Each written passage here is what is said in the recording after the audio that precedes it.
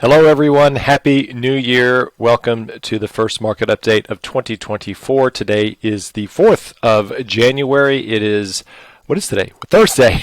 I'm still sort of officially on holiday, but I've been sneaking into the office to do a few things in preparation for later this month, just getting fully back into it. And I wanted to kick off the year with a market update simply because we've already seen some fireworks in the markets over the first few trading days of the year. I think this is going to set the tone for the year. But the top three things today are bonds, so the U.S. bond market, I should say. Number two is commodities, specifically oil, and then the CRB index. And then finally, inflation and sort of this no growth to negative growth scenario that we're likely going to find ourselves in the U.S., and possibly other parts of the world continuing, such as Europe, etc. But first on to bonds. In the final months of 2023, we had Wall Street basically begging the Fed to cut interest rates. And sure enough, the Fed pandered slightly to Wall Street towards the end of last year in suggesting that we would see 4 to 6 rate cuts this coming year.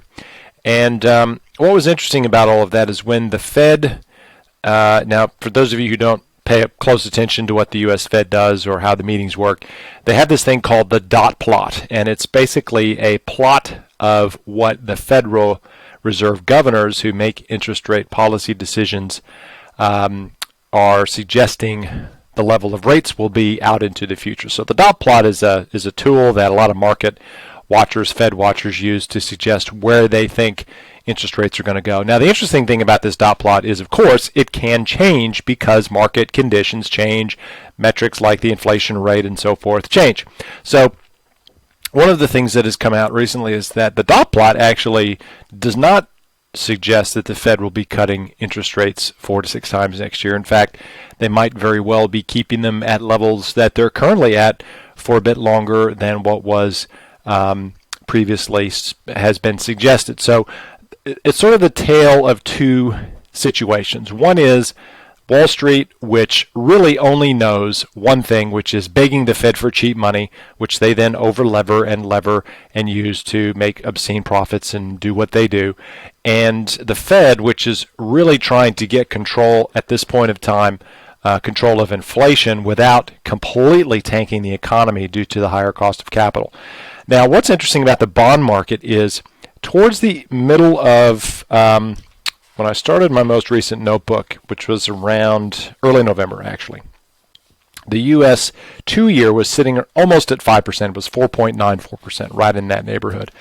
You fast forward to sort of the end of December, and the 2-year had dropped to around 4.27% and closed out the year at around 4.25%.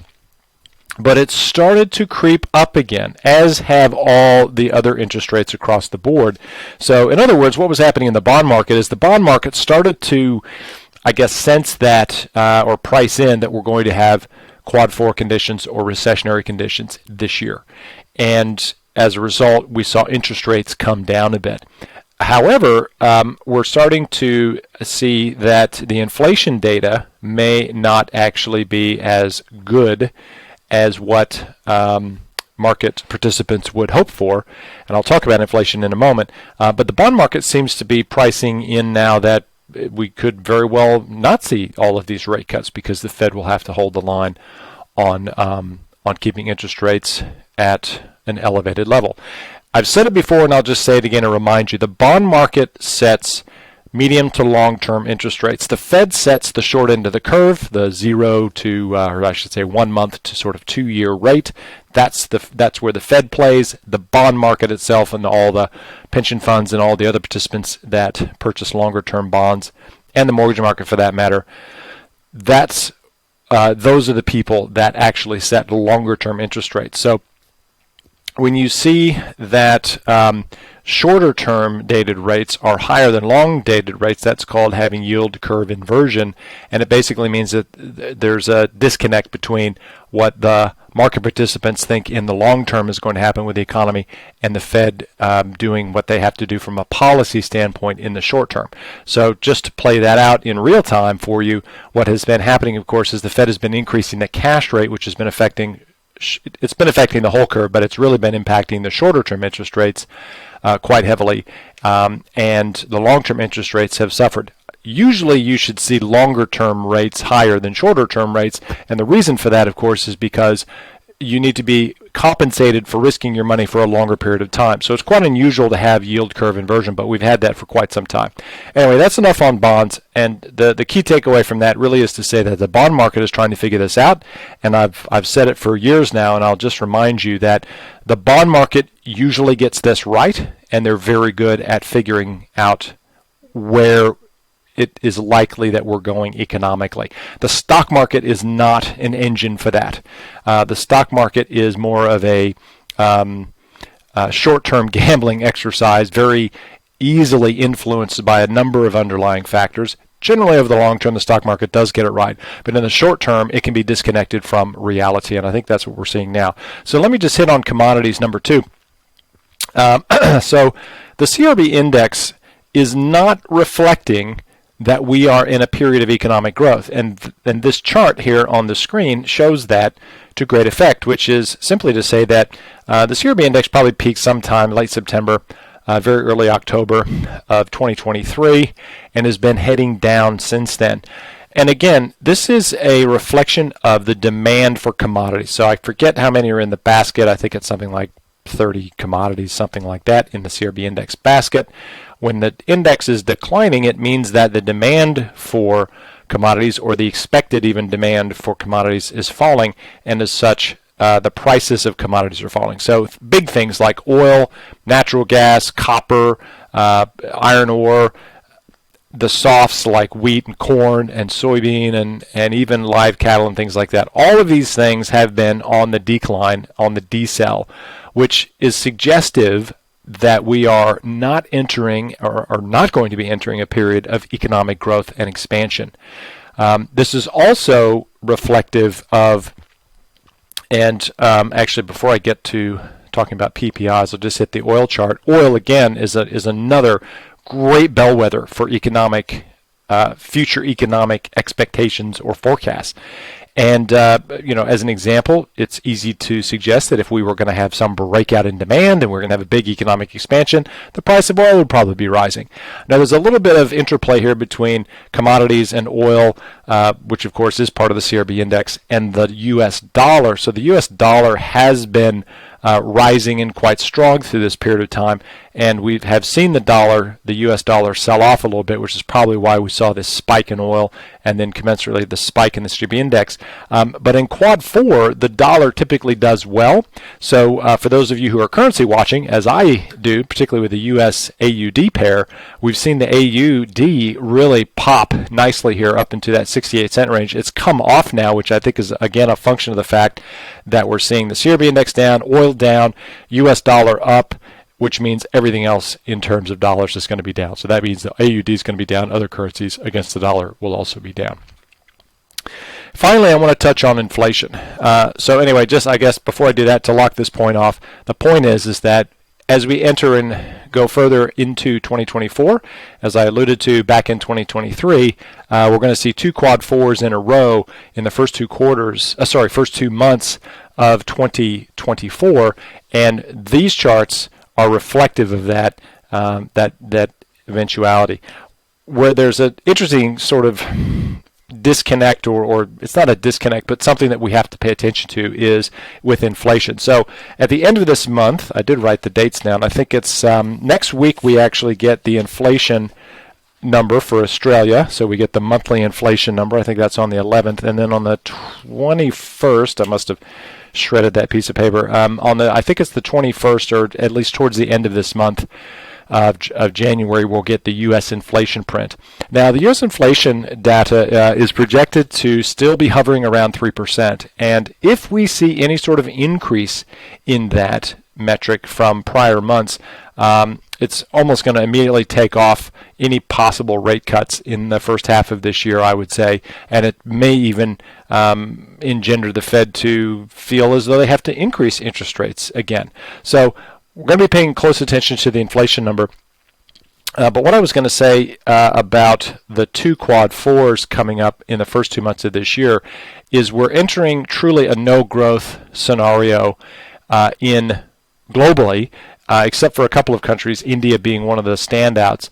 Some of the emerging markets aren't doing too badly either, Philippines and South Africa, and there's another one, I think it's Colombia, and there's maybe one or two other countries aren't doing too bad or entering sort of quad one. There's one or two isolated countries in Europe as well, but Europe for the most part is also a basket case with their manufacturing indices being well below the 50 mark on the index. Anything above 50 signals an expansion. Anything below 50 signals a contraction, is signaling a contraction, and I think a lot of the European PMIs are sitting somewhere around 45 to 47, so it's pretty bad. Germany being a standout there as an economy that's well and truly in recession and in decline at this point, or contraction, I should say, at this point. So, again, I just want to reiterate, and I won't speak too much longer about this because the update is, based on a couple of trading days of the year so far, is that we're going to continue to see corporate earnings falling. We've just had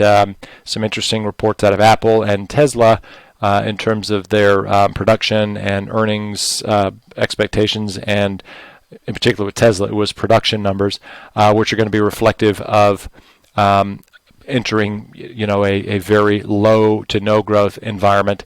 And with interest rates high, with things like the consumer still under a mountain of debt, one of the only bright sparks actually in economic data, which really isn't a bright spark when I sort of explain this to you, is government spending has been through the roof. So I dare say if it was not for the U.S. government, the Australian government spending, and probably in the case of the U.S. anyway, definitely deficit spending, so borrowing from the future to pay for stuff today, we probably wouldn't be in the economic situation we are right now, which is sort of flat to slightly down. Could be much, much worse. But the government spending side of it is going to end at some point. We have an election year this year as well, which typically election years, this is in the United States, typically election years, you see a lot of pork barreling from the government, so that may very well continue.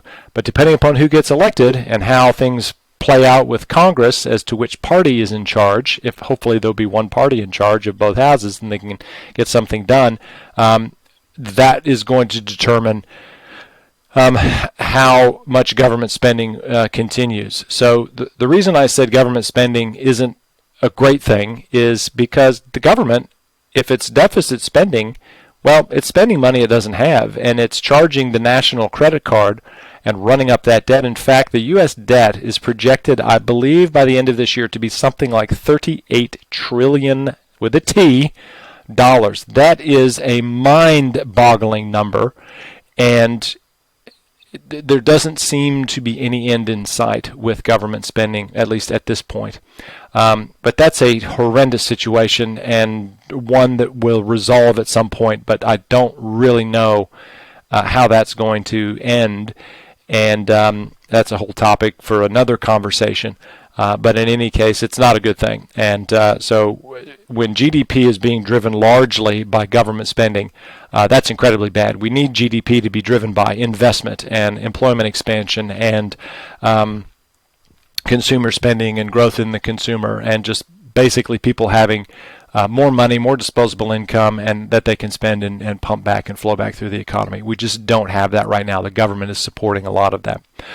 So with that, I think I'm going to leave it for now. I will obviously continue to be watching markets and doing what I do over the course of the next few weeks as I continue to have a little bit of a break myself and enjoy time with the family. And I hope you're doing the same and get time and have time to do that. It's important to recharge the batteries. It's important to spend time with family, and hopefully you're able to do some traveling and have some nice holidays together as well. So with that, I'm going to say all the best for 2024. I'll continue to do what I do and provide you with market commentary and updates. And I'm hoping to be catching up with many of you as well in this first quarter of 2024 and doing reviews and such like. So with that, I will say have a wonderful rest of the week and rest of January. You are going to be hearing from me again very soon with another market update. Have a great week. Cheers, everyone. Bye.